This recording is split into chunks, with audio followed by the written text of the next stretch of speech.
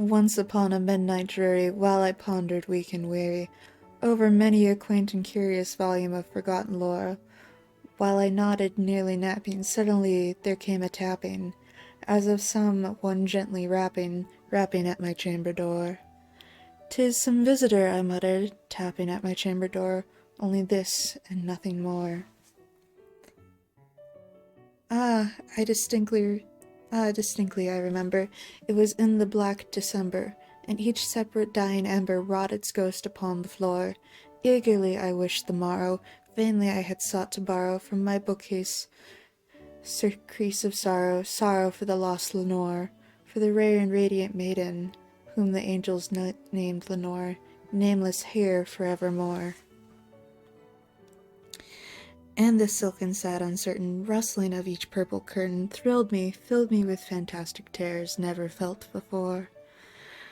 So that now to still the beating of my heart, I stood repeating, "'Tis some visitor entreating entrance at my chamber door, some late visitor entreating entrance at my chamber door. This it is, and nothing more." Presently my soul grew stronger, hesitating then no longer. "Sir," said I, "or madam, truly your forgiveness I implore. But the fact is I was napping, and so gently you came rapping, and so faintly you came tapping at my chamber door, that I scarce was sure I heard you. Here I opened wide the door, darkness there, and nothing more." Deep into the darkness peering, long I stood there wondering, fearing, doubting, dreaming dreams no mortal ever dared to dream before.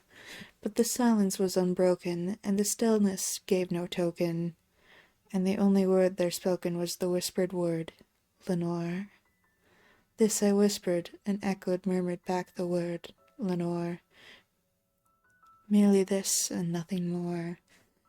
Back into the chamber turning, all my soul within me burning, soon again I heard a tapping somewhat louder than before. "Surely," said I, "surely that is something at my window lattice.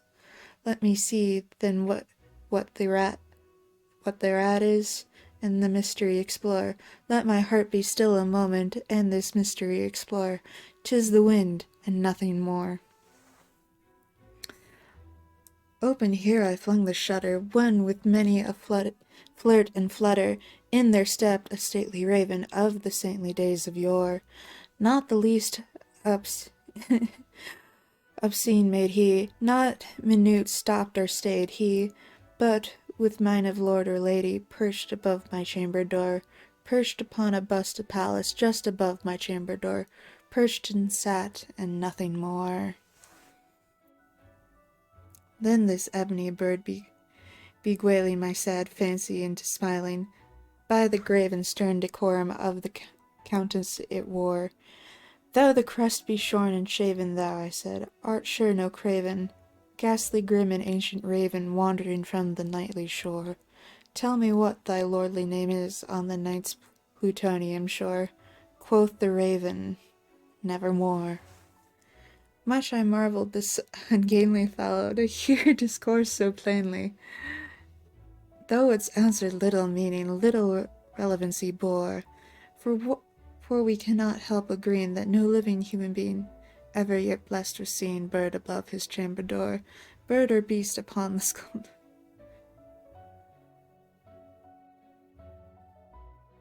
Bust?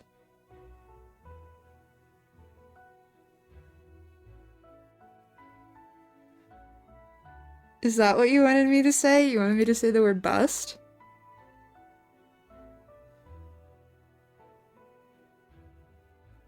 Bird or beast upon the sculptured bust, his chamber such name as Nevermore. Which such name as Nevermore.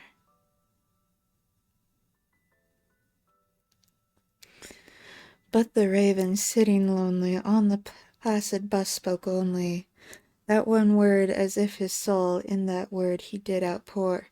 Nothing farther than he uttered, not a feather than he fluttered.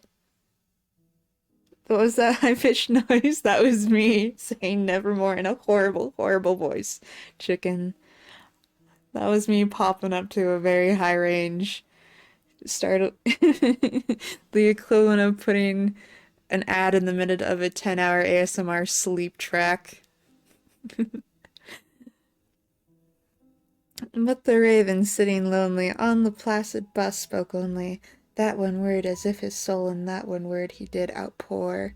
Nothing farther than he uttered, not a feather than he fluttered, till I scarcely more than muttered, other friends have flown before. On the morrow he will leave me, as my hopes have flown before. Then the bird said nevermore. Startled at the stillness broken by a reply so aptly spoken, doubtless, said I, what it utters is its only stock and store, caught from some unhappy master, whom unmerciful disaster followed fast and followed faster, till his songs one burden bore, till the dirges of his hope that melancholy burden bore of never, nevermore. I forgot how long this was. Oh, man. Should I continue? Do you guys want me to finish this? You guys want me to finish this?